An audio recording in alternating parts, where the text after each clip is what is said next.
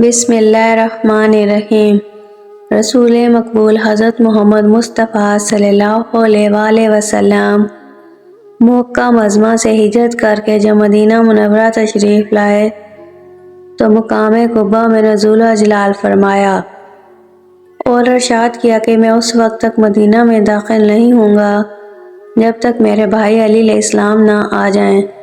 سلمان فارسی اس وقت تک مدینہ میں ایک یہودی کے غلام تھے اور اپنے مالک کے کھجوروں کے باغ میں پانی دیتے اور ان کی حفاظت کیا کرتے تھے۔ حضرت سلمان رضی اللہ تعالیٰ عنہ حضرت عیسیٰ علیہ السلام کے ماننے والوں سے ان حضرت صلی اللہ علیہ وآلہ وسلم کے حالات معلوم کرتے رہتے تھے، لہٰذا جب ان حضرت صلی اللہ علیہ وآلہ وسلم کے مدینہ پہنچنے کی خبر سنی تو کھجوروں کا ایک طب اٹھا کر ان حضرت صلی اللہ علیہ وآلہ وسلم کی خدمت بابرکت میں حاضر ہوئے اور عرض کی کہ میں نے سنا ہے کہ آپ مسافر ہو کر یہاں تشریف لائے ہیں، لہٰذا میں اپنے صدقات آپ کی خدمت میں لایا ہوں، آپ ان کو تناول فرمائیے۔ رسول اللہ صلی اللہ علیہ وآلہ وسلم نے اپنے اصحاب سے فرمایا کہ بسم اللہ پڑھ کر ان کو تناول کرو، مگر آپ نے خود کچھ تناول نہ فرمایا۔ جناب سلمان کھڑے یہ منظر دیکھتے رہے، خالی تھال لے جاتے ہوئے فارسی زبان میں کہنے لگے کہ ایک علامت تو معلوم ہو گئی۔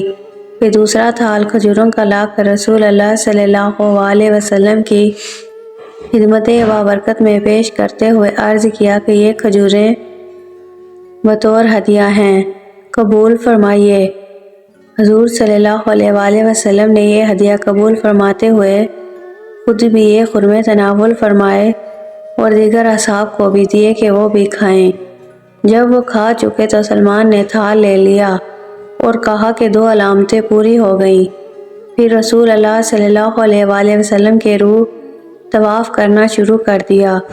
حضور صلی اللہ علیہ وسلم نے دریافت حال فرمایا تو سلمان نے عرض کی کہ وہ ایک یہودی کا غلام ہے، لہٰذا آپ اس بارے میں کیا حکم دیتے ہیں؟ حضور صلی اللہ علیہ وآلہ وسلم نے فرمایا جاؤ کچھ رقم دے کر چھٹکارا حاصل کر لو۔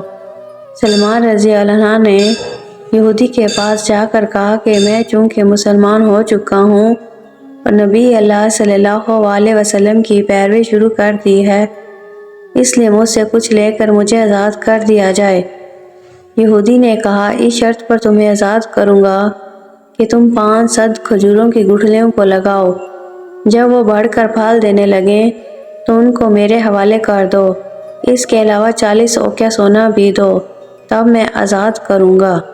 جناب سلمان نے خدمت رسول میں پیش ہو کر تمام واقعات سے آپ کو آگاہ کیا۔ ان حضرت صلی اللہ علیہ وسلم نے فرمایا واپس جا کر اس سے یہ شرائط لکھوا لاؤ تاکہ بعد میں وہ اسے انکار نہ کر سکے۔ جناب سلمان گئے اور وہ شرائط نامہ لکھوا کر لے آئے۔ ان حضرت صلی اللہ علیہ وسلم نے سلمان رضی اللہ عنہ کو 500 کھجور کی گٹھلیاں لانے کو کہا، جو سلمان رضی اللہ عنہ نے لا کر پیش خدمت کر دی۔ ان حضرت صلی اللہ علیہ وآلہ وسلم نے وہ گٹھلیاں جناب مولا کائنات حضرت امیر المومنین علی علیہ السلام کے حوالے کر دی اور سلمان کو لے کر اس جگہ تشریف لے آئے جہاں اس یہودی نے درخت لگانے کو کہا تھا۔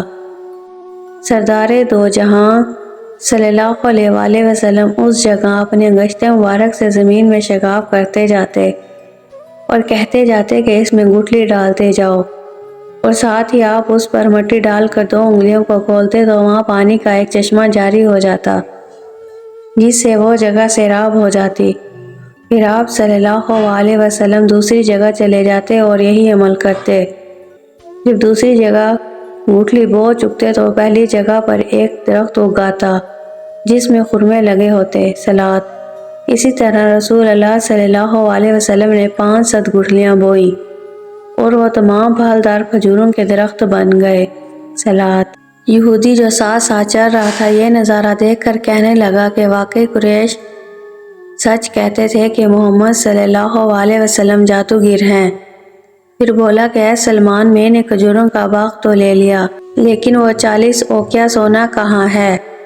یہ سنتے ہی رسول اللہ صلی اللہ علیہ وسلم نے اپنے سامنے سے ایک پتھر اٹھایا تو وہ متوقع سونے سے کہیں بہتر سونا بن گیا، جو یہودی کو دے دیا گیا۔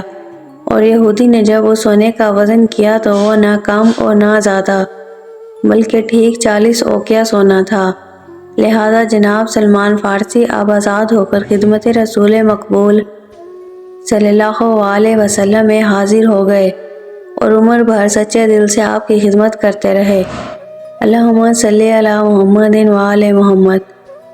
اے اللہ، بات فعل حضرت محمد مصطفیٰ صلی اللہ علیہ وسلم اور ان کی پاک و طاہر آل علیہ السلام، جس طرح تو نے جناب سلمان فارسی رضی اللہ تعالیٰ عنہ کی مشکل آسان فرمائی، بالکل اسی طرح ہر مومن اور ہر مومنہ کی بھی ہر مشکل آسان فرما اور ہر مراد بھی انہی پاک ہستیوں کی تفعیل پورے فرما۔